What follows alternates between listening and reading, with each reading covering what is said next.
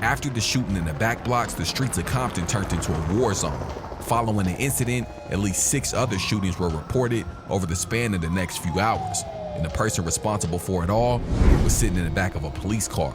For Tajay, the retaliation was a necessary act of revenge for a fallen friend, but for DeMario, it was only the start of something much bigger.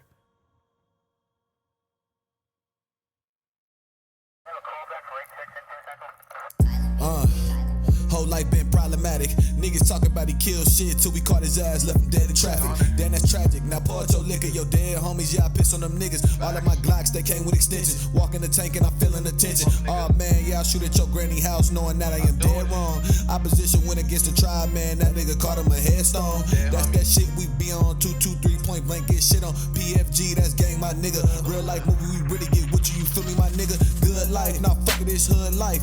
All of my life I've been fighting, right hook stinging like lightning. Dropping these bodies, we ducking indictments. Talking to feds and we doing them trifling. Dead odds, yeah, that's keeping me smiling. Hop inside of my 6'4" Impala. Under the seat, I'm keeping the chopper.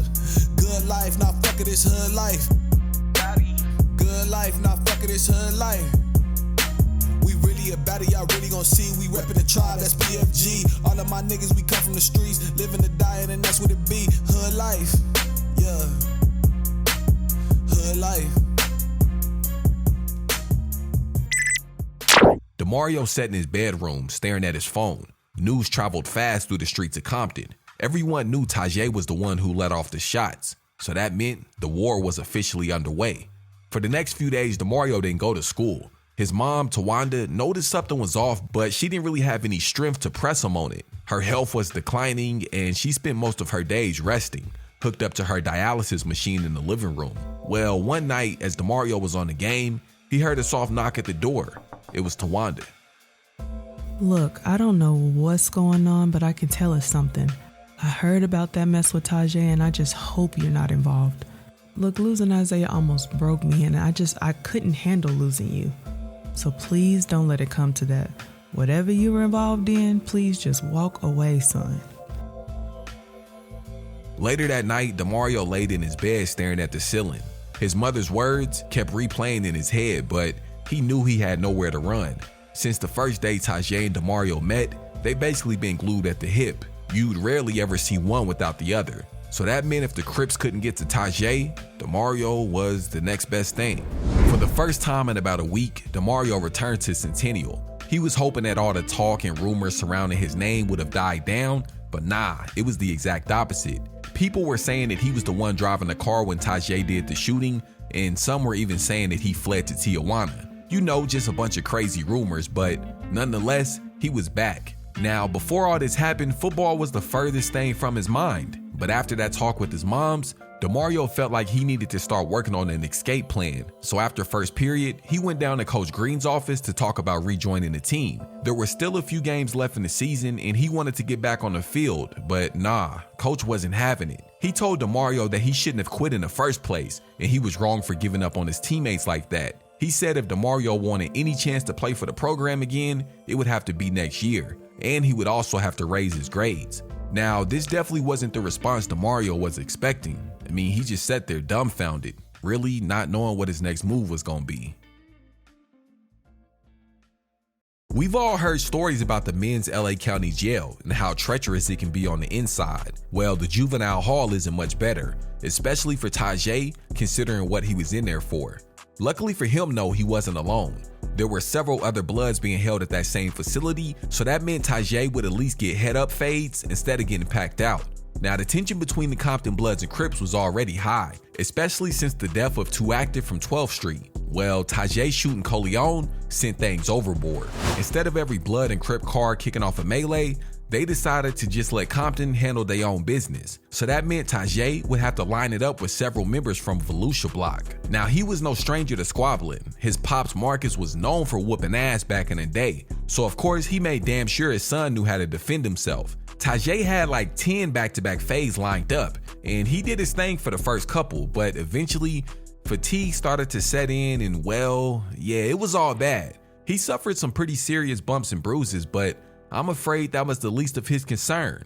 The LA County District Attorney has had it out for Tajay's father Marcus since his days as a detective. As a matter of fact, he's the one that pushed for the murder case to be reopened, which sent Marcus back to prison. Well, now he's pushing for Tajay to be tried as an adult on his attempted first-degree murder case, and if convicted, he could face life in a state prison.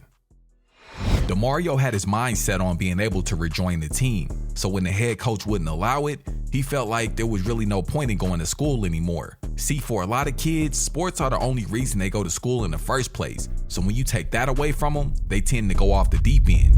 Well, DeMario was no different. He started spending more time in the set than he did at school. Not only that, but his mom knew it was way too dangerous for him to be walking around, so she started allowing him to drive her car. What initially seemed like a good idea to keep him safe quickly turned into the complete opposite. One day, DeMario and a few others caught Rampage from the back block slipping at a convenience store and almost beat his ass to death. Of course, DeMario was driving when this happened, so since that moment, Tawanda's car has become associated with 12th Street, and not just to the enemies, but to the police as well. It became common for the Compton sheriff to randomly pull DeMario over, and almost every time, one of his homies went to jail for a blower.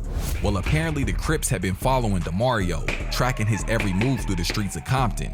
Tawanda's car had become a target. Well, one day they spotted it in traffic, pulled up next to it, and aired it out, unfortunately killing everybody inside. Tajay's grandmother came through in a major way. She was able to secure a paid lawyer to help fight his case. Now, he wasn't no Johnny Cochran or anything like that, but they felt he was good enough to get the job done. Now, the goal wasn't to prove Tajay was innocent, but rather knock the charges down from attempted murder to maybe aggravated assault and have him charged as a minor. Since Tajay didn't have any priors, his lawyer was pretty confident he'd be able to get the job done, but there was one problem. Tajay couldn't stay out of trouble while he was in custody. Somehow, them young niggas managed to turn the juvenile hall into a gladiator school. And what makes things even crazier, the guards were the ones organizing it all. As a matter of fact, it got so bad that the LA Times even wrote a full article about it. Every day there was a new fight or stabbing, and of course Tajay was right in the middle of it all. Not only that, but he also got a few tattoos as well. It was beginning to look like Tajay had his mindset on being a crash out. Well, that was until he got a visit from his grandmother. See, Tajay's grandmother was really all he ever had growing up after his father went to prison. They developed an unbreakable bond, and she was really the most important person in his life.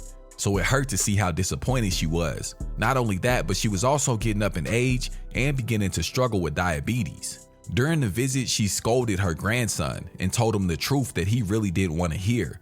She let him know that his choices not only affected him, but also her as well. And she reminded him that she didn't have much time left to keep trying to save him from himself. Her words seemed to really have gotten through to Tajay, but right before the end of the visit, she reached into her purse and pulled out an envelope. She slid it across the table and asked that he read it with an open heart and an open mind. Later that night, Tajay opened the letter and began to immediately get emotional. It was from his father, Marcus, whom he hadn't talked to in years. Tajay cut off all communication with his pops about 2 years into his sentence, and eventually Marcus stopped reaching out as well. I guess the word had gotten to his father about all the drama surrounding his son's name, so he decided to reach out again. And quite honestly, this may have been the perfect time.